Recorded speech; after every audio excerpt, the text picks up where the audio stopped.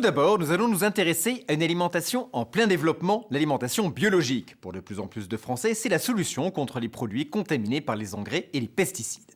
Aujourd'hui, les produits vedettes du bio, c'est le pain, le lait et les œufs. Même si l'œuf bio est plus cher que l'œuf classique, en France, près de 8 œufs achetés sur 100 sont biologiques. Comment sont-ils produits? Sont-ils vraiment bio? Et bien sûr, au bout du compte, quelles sont les différences entre les œufs bio et les autres? Regardez. Ici, pour ces poules pondeuses, c'est presque la vraie vie à l'ancienne. Une prairie et de l'espace pour se dégourdir les pattes au grand air. Rien à voir avec une exploitation industrielle en batterie.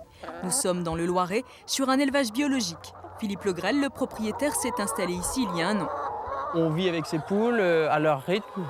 On les observe et c'est en les observant et en leur donnant quelque chose qui ressemble le plus à ce que leurs ancêtres connaissaient naturellement à l'état sauvage, c'est par ce biais-là que l'on arrive à avoir une poule qui est équilibrée, qui est en bonne santé et qui va pondre correctement. État sauvage, pas tout à fait, mais le label certifié biologique est soumis à un cahier des charges très strict. Tout d'abord, pesticides interdits dans leurs prés. Et ici, à l'intérieur, il n'y a que 7 poules au mètre carré. Dans les élevages en batterie, elles sont 3 fois plus nombreuses.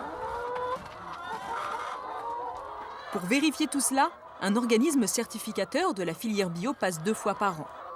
Dans cet élevage, c'est une société agréée, mais choisie et rétribuée par l'éleveur et les dates de visite sont prévues. Depuis la taille des perchoirs jusqu'au nombre de nids, chaque détail compte. On vérifie aussi la consommation électrique du poulailler. Éclairage de 5h à 21h, c'est la norme dans la filière des œufs bio. Ici, il est interdit de stimuler artificiellement la ponte par un éclairage 24 heures sur 24. Mais surtout, pour qu'un œuf soit bio, l'alimentation des poules est réglementée. 6 fois par jour, les volailles sont nourries avec un mélange de céréales bio, mais bio à 90% seulement. Car la filière tolère malgré tout l'utilisation de 10% d'aliments non biologiques. Les farines animales sont interdites, sauf celles de poisson. L'analyse des farines ne doit révéler la présence d'aucun produit chimique qui améliore le rendement, comme les antibiotiques par exemple. Leur utilisation est strictement interdite. Le contrôleur prélève des échantillons pour vérifier que les normes sont respectées. L'éleveur, lui, est bien obligé de s'en remettre à son fournisseur. Je vais faire 3 prélèvements d'environ 500 grammes. Donc j'en enverrai un au labo, j'en garde un pour moi et puis je vous en laisse un scellé.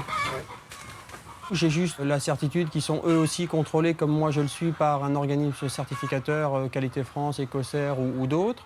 Donc chacun doit faire confiance au maillon qui est avant ou après et on est tous contrôlés. L'organisme de contrôle est donc le seul à vérifier l'origine de l'alimentation. Pour être sûr qu'aucune céréale non bio n'entre sur l'exploitation, le contrôleur épluche les factures des fournisseurs. On vérifie que c'est bien de l'aliment bio à partir de la désignation de l'aliment et puis de l'étiquette. On vérifie que c'est bien contrôlé par un organisme.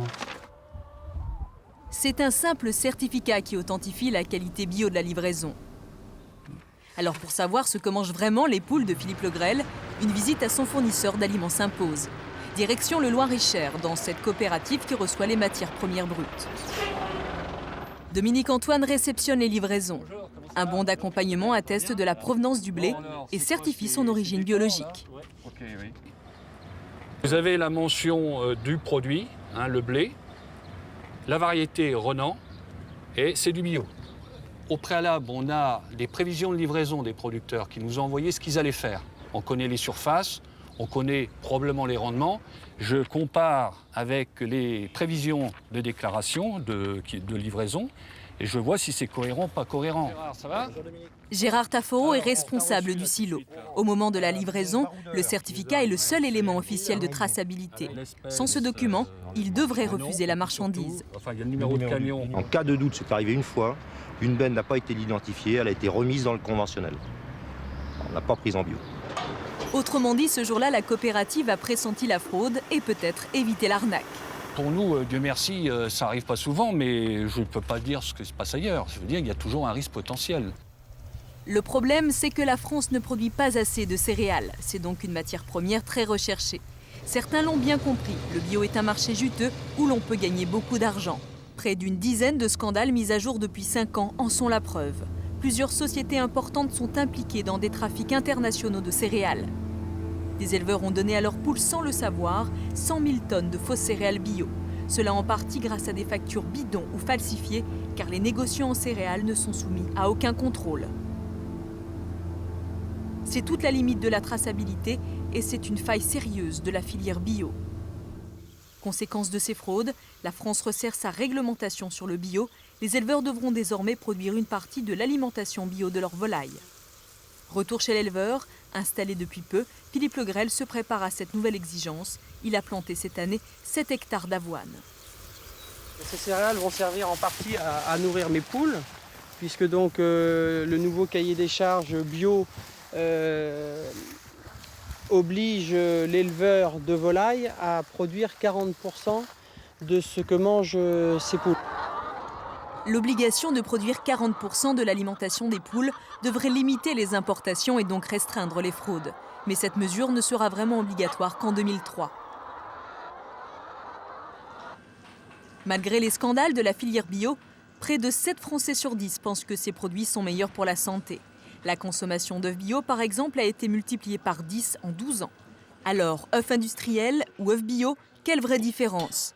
Pour le savoir, nous avons fait pratiquer dans ce laboratoire indépendant un bilan nutritionnel complet. Lipides, protides, glucides, acides gras, tout a été comparé. D'un point de vue nutritionnel, la différence s'avère peu sensible. L'œuf bio contient un peu plus de protéines et d'acides gras que l'œuf industriel. Mais pour Jean-Michel Le Serre, nutritionniste spécialiste des produits biologiques à l'Institut Pasteur de Lille, rien de très significatif. À les regarder, à part la couleur, il n'y a pas de différence entre cet œuf qui est bio et celui-ci qui ne l'est pas. Quand on regarde la composition nutritionnelle, il n'y a pas de différence, mais c'est un peu normal, puisque les œufs ont une composition qui est totalement liée à la génétique. Non, ce qui compte, c'est plutôt d'autres aspects de la composition nutritionnelle de l'œuf, en particulier les graisses de l'œuf, mais qui sont liées non plus à l'aspect bio ou pas bio, qui sont liées essentiellement au type de nourriture que vous donnez. Plus ou moins grasse, la nourriture a donc une influence, mais le fait qu'elle soit bio ne change rien. Reste à savoir si entre un œuf industriel et un œuf biologique, les pesticides font la différence. Deuxième analyse. Résultat, aucun résidu suspect de pesticides n'a été détecté ni dans l'un ni dans l'autre. Les œufs industriels testés sont donc sans danger pour la santé. Avec ou sans label bio, l'œuf est un organisme conçu pour se défendre seul. La coquille agit comme une barrière protectrice, puis la membrane coquillière enserre la totalité de l'œuf et filtre les éléments indésirables. Une seconde membrane, dite vitelline, protège le cœur de l'œuf. Ces 3 protections sont l'écrin idéal au développement du poussin. Ce qui apparaît donc comme l'atout essentiel de la production biologique, c'est le respect de l'environnement et des volailles. Acheter des œufs bio, c'est promouvoir un mode de production plus écologique, mais ce n'est pas consommer un produit meilleur pour la santé. Pour le consommateur, ce choix citoyen a un prix. Un œuf bio coûte environ 40% plus cher qu'un œuf sans label. Et si les œufs bio ont si peu de différence avec les œufs normaux, c'est qu'il y a dans l'organisme de la poule une barrière très efficace qui protège l'œuf en développement des substances indésirables. E147, E407, émulsifiants, édulcorants, les additifs sont les composants les plus méconnus de nos aliments. Ces produits, personne ne sait vraiment ce que c'est, et pourtant on les trouve dans la plupart des aliments transformés que nous achetons. À quoi servent-ils? Sont-ils vraiment, eux aussi, sans danger pour notre santé? Une enquête de E = M6. Nous sommes à Pithiviers, en région parisienne, dans une des plus grandes boulangeries de France. Ici, on fabrique tous les jours 90 000 baguettes. Elles seront cuites et vendues dans les grandes surfaces. En surgelé, on tourne à 4800 baguettes à l'heure. Et en parisien, 3600. Bref, un très gros débit permis par la rapidité de la fabrication. Entre le moment où l'on mélange les ingrédients de base du pain, l'eau et la farine, et celui où sort de la chaîne de fabrication une baguette surgelée prête à cuire, il ne faut que 33 minutes chrono. Mais comment est-ce possible alors que chez un boulanger traditionnel, il faut 6 heures minimum pour faire lever le pain artisanal fait avec de l'eau, de la farine, du sel, de la levure et du savoir-faire. Ici, on fait une baguette express en un temps record. Mais comment réussit-on cette performance? Il y a bien sûr un secret de fabrication. C'est fait exactement pareil que le pain artisanal. Nous incorporons les améliorants, le sel et la levure.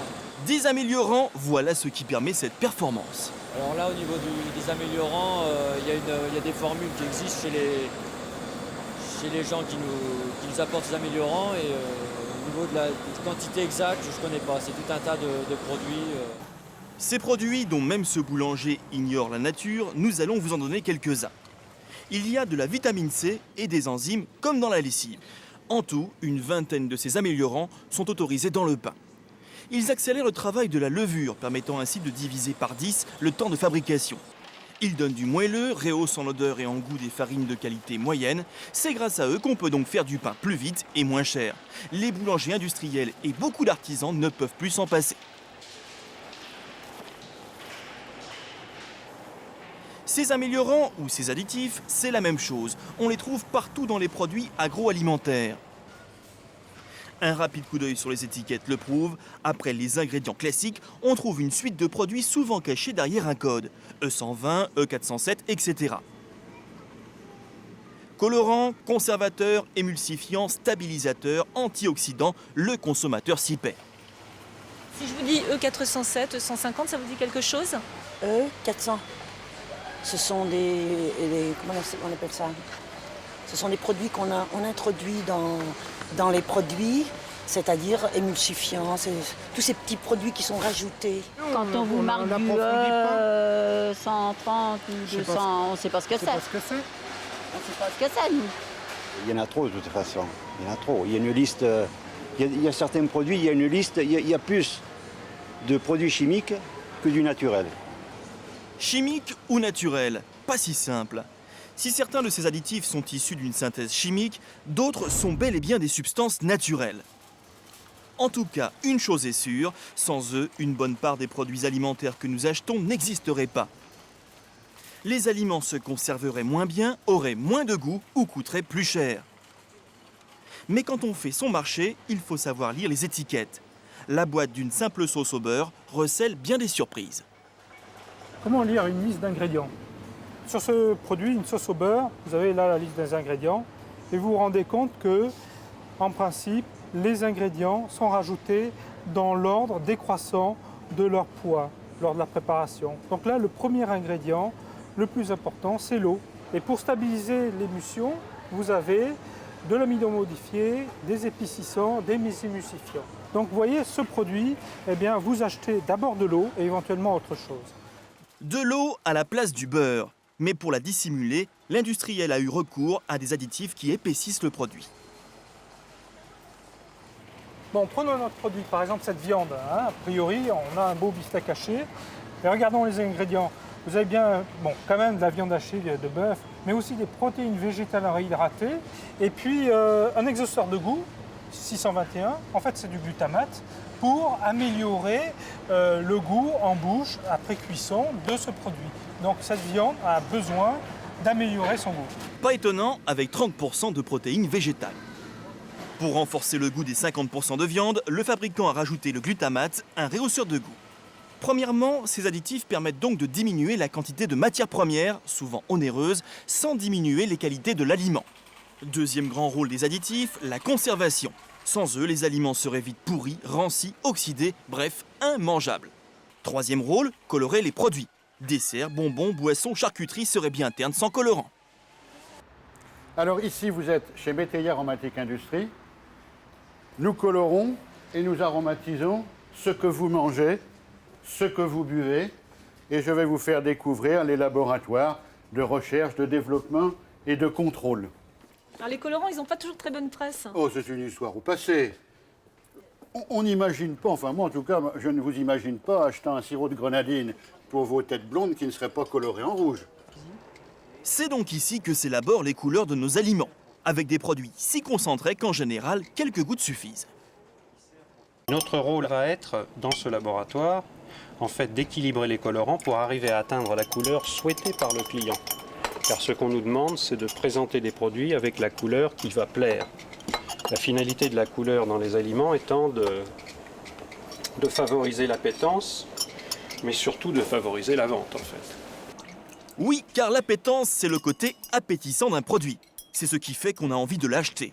Et comme c'est la couleur que l'on voit en premier, celle-ci est primordiale. Dans ce laboratoire d'application, on teste les effets des colorants sur nos aliments. Démonstration sur une glace à la fraise. Voilà.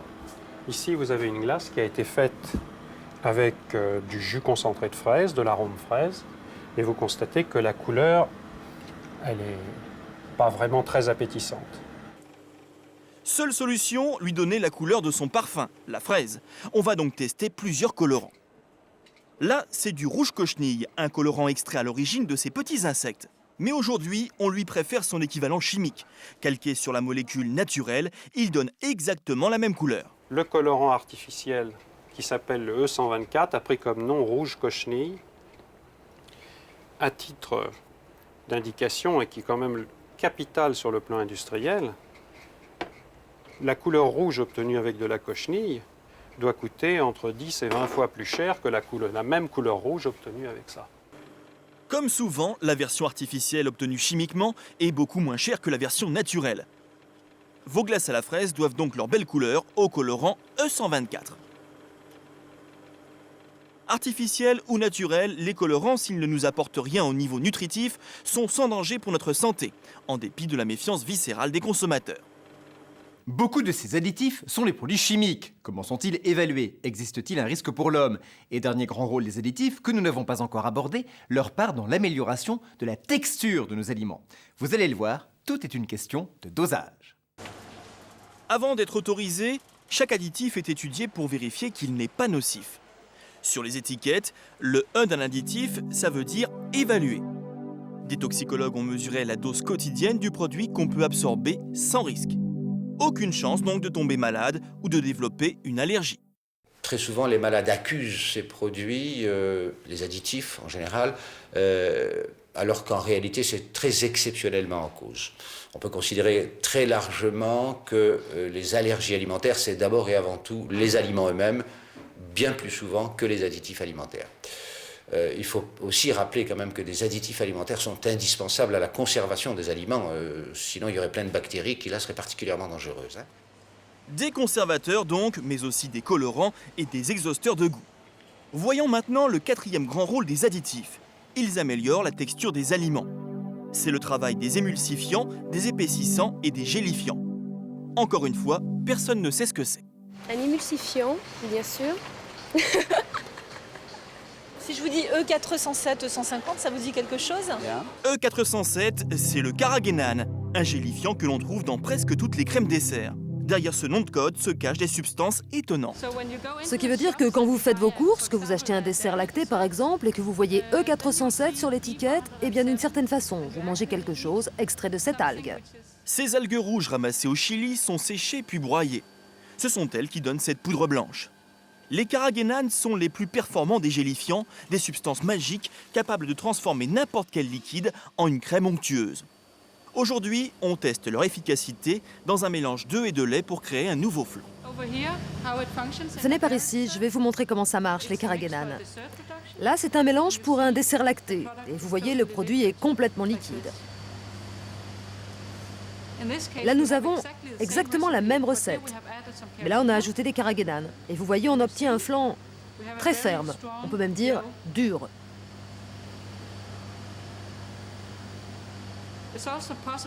On peut obtenir plein d'autres textures, comme ici. Là, c'est une crème dessert.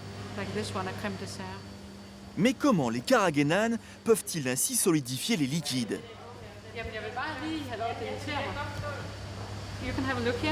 Venez jeter un coup d'œil par ici. Ça, c'est un exemple. C'est un mélange comme celui d'une crème dessert. Ça, ce sont les particules de protéines dans le lait.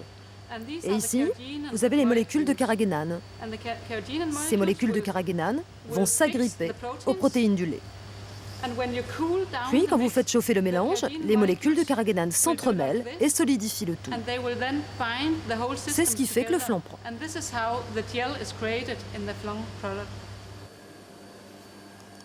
Crème, flan, glace, yaourt, tous les produits mis au point à l'aide des carragénanes sont testés ici.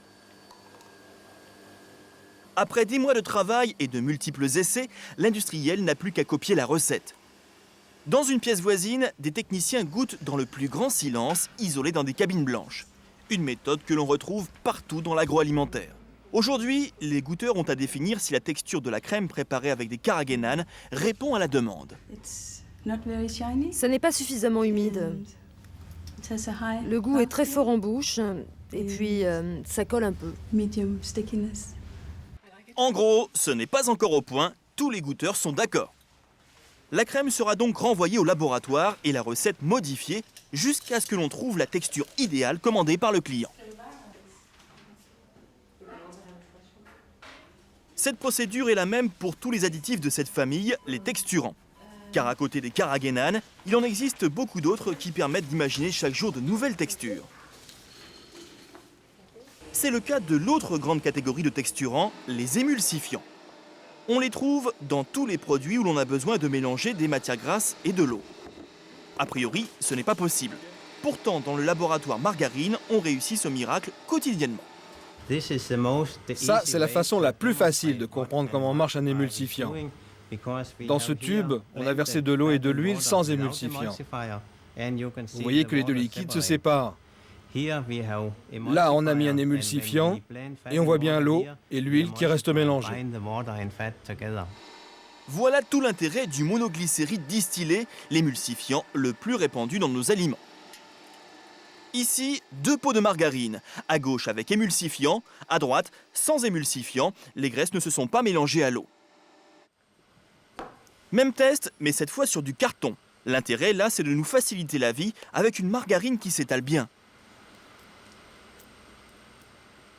Enfin, dernière expérience, derrière les fourneaux, on essaie 2 recettes de margarine avec 2 émulsifiants différents. La première éclabousse votre gazinière. La seconde, beaucoup plus efficace, vous économisera du ménage. Mais pas de l'argent, vous la paierez plus cher. Les émulsifiants, vous les trouvez partout. Dans les produits allégés, dans les vinaigrettes toutes faites ou les desserts. Bref, là où on a besoin de mélanger des matières grasses et de l'eau. Conclusion, les additifs, tout le monde y gagne. Ils améliorent l'aspect, la texture, la couleur des aliments, ils les conservent et ils permettent aux industriels d'utiliser moins de matières premières et donc aux consommateurs de les payer moins cher. Mais ce n'est pas toujours le cas. Dans certaines vinaigrettes allégées, l'eau coûte entre 2 et 3 € le litre, c'est-à-dire à peu près 10 fois plus cher que l'eau minérale. Bien sûr, les fabricants vous diront qu'il faut payer la recette, mais c'est quand même bien vendu. Conséquence de la crise de la vache folle, beaucoup de consommateurs se rendent chez leur poissonnier. Mais aujourd'hui, peut-on encore acheter et manger du poisson les yeux fermés? Comment être sûr que son poisson est frais, qu'il est sauvage, c'est-à-dire pêché en mer, ou qu'il provient d'un élevage? Est-il dans tous les cas sans danger pour notre santé? Regardez. Il est minuit et demi, Jean-Pierre Lopez arrive à Rungis, près de Paris. Direction la Halle aux Poissons. Comme chaque nuit depuis 20 ans, il vient ici pour approvisionner son étal. Il passe des heures à la recherche des espèces les plus fraîches. Grâce à son expérience, Jean-Pierre Lopez sélectionne les plus beaux spécimens. Regardez ça. Ça, c'est plus... Qu'est-ce qu'il a? Il est magnifique, ça se voit, non? Pourquoi? Parce qu'il est... Regardez cette raideur, regardez cette feuille. Vous voyez bien? Là, il n'y a absolument pas d'odeur, ça ne sent pas. Oui, ça sent rien. Ça ne sent rien du tout. Un poisson frais n'a pas d'odeur, à peine celle d'une légère brise marine, et encore. Ce qui n'est pas le cas de ces collinots. Vous voyez ce que c'est qu'une serpillière? Celui-là, il y a longtemps qu'il n'a pas vu sa mère. Hein, ça c'est un poisson qui a minimum 3 semaines de pêche. Regardez comme il est terne. Les yeux sont à l'intérieur. Regardez. Lorsque vous appuyez sur un poisson qui n'est pas très frais, l'empreinte elle reste. La chair a perdu son élasticité, vous voyez? Au moindre doute, voici le test qui tue, l'épreuve de la sole qui colle. Elle est bien gluante, elle est bien ferme. Celle-ci, elle est presque autocollante, elle est adhésive, vous voyez? Celle-ci, vous pourriez la mettre au mur. Vous voyez, vous pouvez faire une décoration dans la salle de bain, ça tient. Pour s'assurer de la fraîcheur des poissons, une enseigne d'hypermarché français a trouvé une solution. Les chalutiers restent sur la zone de pêche. Ce sont les équipes de pêcheurs qui se relaient. Elles prennent l'avion pour rejoindre le navire. Les poissons, eux aussi, repartent chaque semaine par voie aérienne. Des camions les acheminent ensuite vers les supermarchés. Résultat, 8 jours de fraîcheur gagnés. Pour le consommateur, c'est la garantie d'un poisson capturé moins d'une semaine plus tôt. Mais pour de l'archi-frais, une seule solution, la petite pêche côtière. Et c'est justement pour ce poisson-là que Jean-Pierre Lopez arpente la halle de Rungis. Son œil averti repère tout de suite les poissons d'élevage. Certains détails sont caractéristiques. un sauvage et un d'élevage. Alors, la différence provient du fait qu'ils sont serrés dans les bassins et à force de se frotter sur les parois, les nageoires sont usées, elles sont atrophiées. Et puis au niveau de la tête aussi, souvent ils ont le nez écrasé. Vous voyez la différence du regard. Consommer du poisson frais n'écarte pas tous les dangers. Nous sommes ici dans une brasserie parisienne réputée. Comme dans la grande majorité des restaurants, la carte propose des tartares de saumon et d'autres recettes de poissons crus. Mais peu de restaurateurs savent que ces poissons peuvent contenir des parasites. Pour les exterminer, il est impératif de les congeler. À cause d'eux, Annick Baumann a failli mourir. Elle est pourtant amateur de poissons crus depuis plusieurs décennies. Mais il y a quelques mois, elle fait un choc allergique 4 heures après un dîner de sushi. Aucun doute possible sur l'origine du malaise. Ce soir-là, elle n'a mangé que du saumon cru. Je me couche et à minuit, je suis réveillée, couverte de boutons. Et puis des nausées, l'impression que je vais tomber dans les pommes. Et des troubles digestifs épouvantables. Et la tête qui se met complètement à gonfler, impossibilité de parler, sensation d'étouffement et tout. Donc là, je me dis, il faut réellement que j'aille faire l'enquête allergologique complète parce que c'est très très angoissant. Hein. Mais surprise, lors du bilan allergologique, elle ne réagit à rien, pas même au saumon qui l'a rendue si malade. En fait, Annick Baumann est allergique à ces taches rouges, des anisakis, des petits vers de 1 à 5 cm qui parasitent à plus de 80% certaines espèces de poissons comme le saumon ou le hareng. Même sans y être allergique, ce ver peut être redoutable. Il se loge dans le tube digestif et tente d'en percer la paroi pour s'échapper. La seule solution pour faire stopper la douleur intense est d'opérer pour extraire le parasite. Pour les amateurs de poissons crus, la bonne habitude à prendre, c'est la congélation préalable. Ce traitement est aussi exigible dans les restaurants qui servent des tartares de saumon. Les Japonais, grands amateurs de poissons crus, acceptent ce danger potentiel des anisakis. Mais ce ver provoque tout de même là-bas chaque année la mort de plusieurs dizaines de personnes et les chirurgiens japonais pratiquent près de 3000 opérations par an.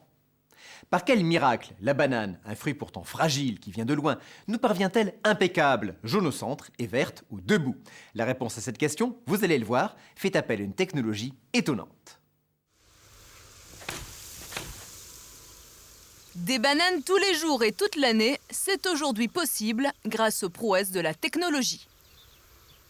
Sans la technologie, vous auriez vraisemblablement dans votre assiette une banane de cette qualité et cette couleur. Par contre, grâce à la technique, voilà ce que vous obtenez aujourd'hui.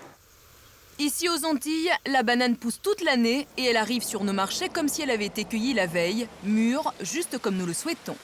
Pourtant, avant d'arriver dans nos assiettes, ces bananes auront parcouru 7000 km, soit 6 jours de mer. Aujourd'hui, les scientifiques maîtrisent totalement le mécanisme de mûrissement des fruits. Ils savent les endormir et les réveiller quand ils le souhaitent. Cueillies complètement vertes, elles sont embarquées dans ce bateau bananier très moderne, équipé de cales réfrigérées à air ventilé. Maurice Gromil est le commandant de ce bateau, c'est lui qui veille sur le sommeil des bananes. Nous avons 5000 tonnes de bananes à bord, on peut en transporter jusqu'à 9000. Actuellement, dans cette cale, on a à peu près 200 conteneurs de bananes qui sont toujours en froid.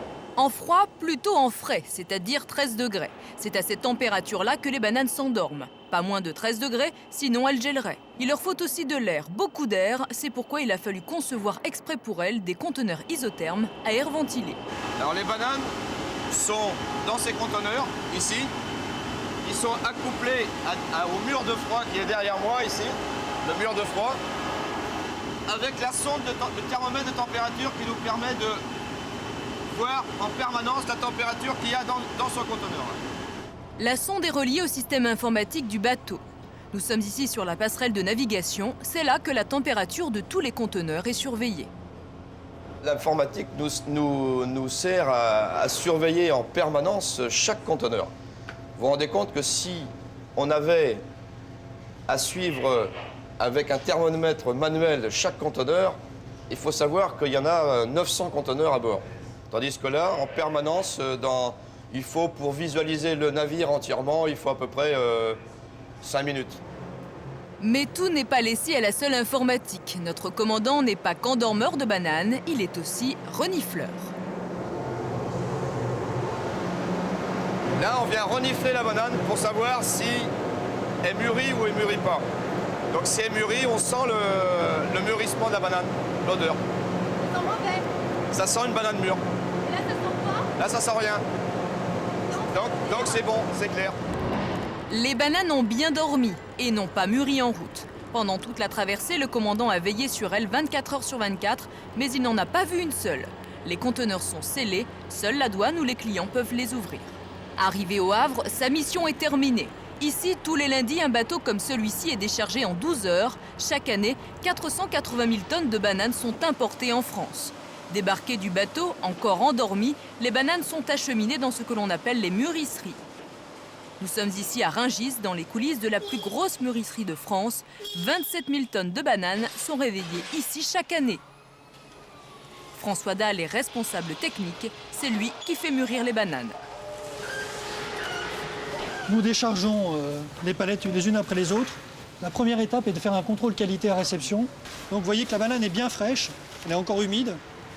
Alors, un point important de contrôle est de regarder si la banane n'a pas eu froid pendant le transport. Parce que l'ennemi de la banane est le froid. Donc, on ouvre, la technique consiste à ouvrir légèrement la première peau de la banane. Et si la banane est bien verte, si la peau est bien verte, ça veut dire que la banane n'a pas eu froid pendant le transport.